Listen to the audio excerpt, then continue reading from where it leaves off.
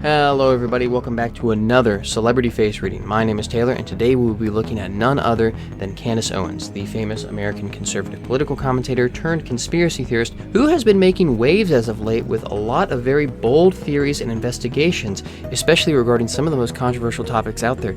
Chief among them, as of late, the unfortunate untimely death of Charlie Kirk, which she claims she has some evidence that there are some shadowy forces at work behind the scenes at. In addition to this, she has also made waves by making some pretty serious accusations about Brigitte Macron, the wife of Emmanuel Macron, and her supposed true identity. Now, of course, with bold accusations and allegations comes the need for the burden of proof, and this is why I believe a lot of people have been requesting that I analyze Candace Owens, because they want to find out if she's trustworthy or not. They want to know if she is a reliable source for this sort of stuff, if she is a thorough investigator, or if she's the kind of person to sort of skip over the details and go for the big picture thing and not really follow up on her sources. Today I will be analyzing her face and physiognomy to try and figure out if Candace Owens is a trustworthy source and what, if any, hidden agenda she may have. Before I get into it, make sure you like, comment, subscribe, hit the bell so you are notified next time I put out a face reading video. I'm looking to start getting out multiple of these a week pretty soon,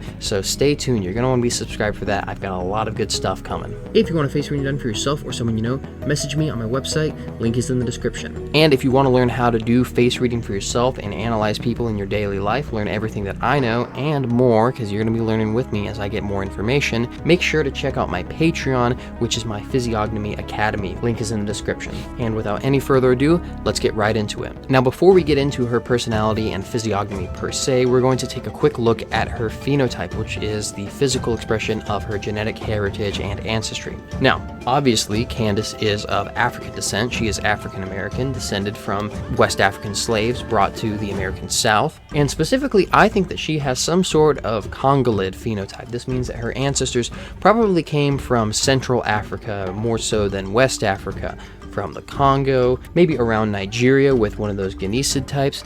In any case, probably has some Bantu ancestry in there. And if you look at the shortness of nose combined with otherwise somewhat European-esque features, maybe just a little bit of pygmy, which I think is neat. Or in my own system of phenotypes that I'm currently developing and will be putting out a book for before too long, she would be what I call a gracile Africanid, which is one of the 5 unique African American phenotypes found in the New World. Alright, with the phenotype out of the way, we can now get into her personality and the analysis that you guys are waiting for. We're first going to start with her side profile, which will tell us about her temperament and inborn characteristics. Now, it's a bit hard to tell. There aren't that many good side profile pictures of her, but my guess is that she is a sanguine. You can tell from the protruding chin and the right angle on the jawline, that 90-degree angle there. This means that she, by and large, acts sort of in the short term. She is rather impulsive, impatient, enthusiastic, optimistic, rather charismatic. But she's not a pure sanguine. The forehead does not slant back. She has a very high and rounded forehead. That is a pure choleric forehead. So, unlike a pure sanguine, she's actually very willful, and she can actually think and plan in the long term. Now, in practice, her energy tends to be a bit more impatient, impulsive, and tends to kind of get bored and exhausted with these long-term plans. But when used properly, this combination can be very powerful because it combines the very strong choleric will with the very strong sanguine energy of action. And we can see that this combination has done her well throughout her career. She has managed to harness both an incredibly stubborn, commanding, willful, long-term mind and will, and used it in congruence with a very enthusiastic and charismatic energy of action and social energy from that sanguine side. Now, with her temperament out of the way, we can now look at her face shape, which will tell us about the broad strokes of her personality and the archetype that she fulfills. Now, from all the pictures that I've seen, I think that she has a pretty pure Venus face shape. That's that heart or diamond-shaped face. This is the face shape of the diplomat archetype. This means that she is naturally romantic, interested in loving and being loved, very interested in relationships in general, and we see this in a lot of her videos. A lot of them are about relationship drama and interpersonal stuff. Venus face people are also very interested in social causes, whether it's Ronald Reagan and his anti-communism, Emma Stone and her feminism, or Leonardo DiCaprio and his environmentalism. Venuses are always drawn towards helping other people. It's an extension of their drive towards love, and Candace is no different. She also cares a lot about social causes. No matter what her views at the time are, she's very driven towards changing and reforming society to better fit them. Whether she's a liberal or a conservative or a national socialist, I don't know what she is now, she's going to be very passionate and and very driven with that. But she's not passionate in a Martian warlike sort of way. She's very much still a peacemaker, and she wants to bring everyone to the table, and she just wants to ask questions. She just wants to get the conversation going. Another famous Venus face person is Joe Rogan. A lot of podcasters have this face because, of course, Venuses are the peacemakers and the talkers. Finally, on the face shape, she has quite a large inner face, which shows a lot of sensitivity and reactivity. She can be easily overwhelmed by stress and sometimes freak out and have to sort of retreat. She's not very good at compartmentalizing or detaching from a situation. She's always very involved. All right, with the broad strokes of her personality out of the way, her side profile and face shape, we can now start to get into her facial features, which will help fill in the minute details of her personality. Now, usually for these, I will split them up by category or only look at the most interesting features, but I think all of her features are really interesting, so we're just going to break them down one at a time. We're going to start right at the top with her eyebrows. Now, they're very long, which means that she's premeditated. She likes to plan ahead. She likes to think in the long term. She likes to come up with big plans for projects, investigations, whatever it is. She thinks and plans in the long term. These are a very good complement to that choleric forehead. But something really interesting to notice is that they do have an asymmetrical shape. Her left eyebrow is very curved, meaning that in her personal life, she is very consensus-oriented, empathetic, cares about the feelings of other people around her, and makes decisions based on that. But her right eyebrow is more arched. This means that she's more competitive, logical, controlling, has a need to feel in charge, and is somewhat jealous. This is a really interesting contrast with her now nemesis, Nick Fuentes, who I also analyzed, who, as I pointed out in my video on him, has an arched left eyebrow and a curved right eyebrow. This is because Nick Fuentes is the opposite of Candace Owens in this regards. He projects as being very Venusian, very consensus-oriented. He has an outer persona that is much more friendly and empathetic, but inside he is by nature very harsh and competitive and assertive. And I think that these opposite, parallel, almost mirror personalities or decision-making styles may have played a role in their initial drawing together and then coming apart in their relationship, but that's all speculation. Now on to her most unique and prominent feature, her eyes. Right off the bat, eyes are super wide set. This shows that she has a wide view. She focuses on the big picture, not the details. She's very tolerant, can be kind of spacey, and she's bad with the details, and we see this with her stuff. She does not necessarily follow the details and the evidence to where it naturally leads.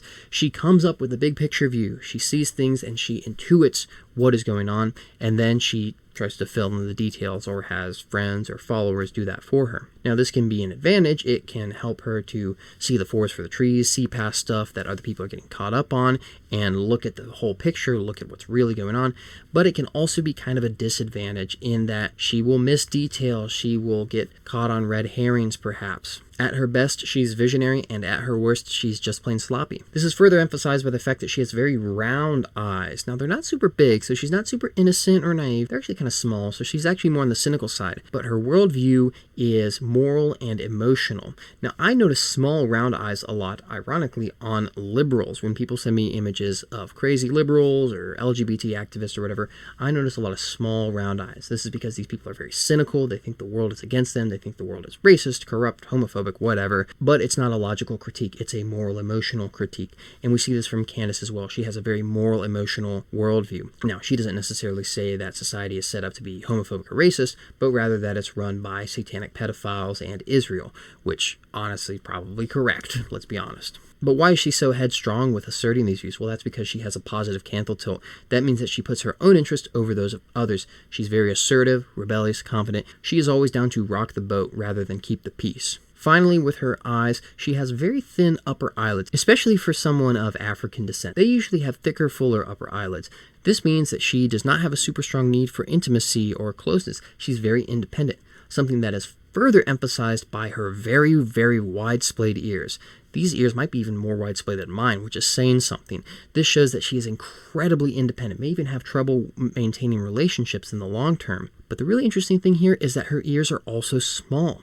Now, wide-splayed ears, of course, indicate independence, like I said, but small ears indicate that someone is easily influenced. Now, usually when someone has wide-splayed ears, their ears are also large, so they're independent and hard to influence. But you do occasionally get people every now and then with wide-splayed small ears, and they're always very interesting because they're absorbing all these ideas. They're easy to influence, but once they latch onto an idea, they're very headstrong with it, and it's hard to get them out of it or get them to doubt it. It's a curious paradox, and I think we see it in Candace in spades. We know that the Brigitte Macron being a man thing is not her idea. It came from some French author that she picked up, and now she ran with it in her own very independent way. Now, her nose, of course, being of African descent, it's short, but it's short even for a person of African descent. Usually her gracile African in phenotype, they usually have somewhat longer noses, but her nose is itty-bitty short. This means that she's very action-oriented. She's not much of a contemplative, patient, thoughtful person. She wants to get out and do stuff. Now, again, just like with the white-side eyes, this can be a strength, but it can also be a weakness. She's going to be very enthusiastic and very energetic. She wants to get out there and get the podcast out, get the word out there. But on the other hand, she might jump the gun on things, and she might be a little overly impulsive sometimes. However, when you look at it from the side, her nose is actually rather straight and has a level tip. This means that she is rational, reliable, and has a cool-headed disposition. Now, only note on the philtrum, which is that little ridge that runs between the nose and the upper lip, hers is very narrow, which means that she has a very strong moral impulse, and she puts principles above pleasure. Now, last but certainly not least, for a communicator like Candace, we are going to look at her mouth. She has a very small mouth, actually. Not the smallest I've ever seen, but pretty small relative to her face as a whole and her facial features. This means that she's actually naturally a quiet, reserved person who is resistant to new social connections. She's actually naturally kind of an introvert, I would think, but she has a very good public persona, and she cares about the world and about people and about interacting and getting her voice out there, so she does it for work. But I think if you found her at a party, she'd sort of be off on her own or with her friends. She really only speaks when she feels the need to, not too much of a blabbermouth, I think. But speaking of her communication style, her upper lip can tell us a lot about that, and she has the high and narrow arch upper lip shape. That is the moon upper lip.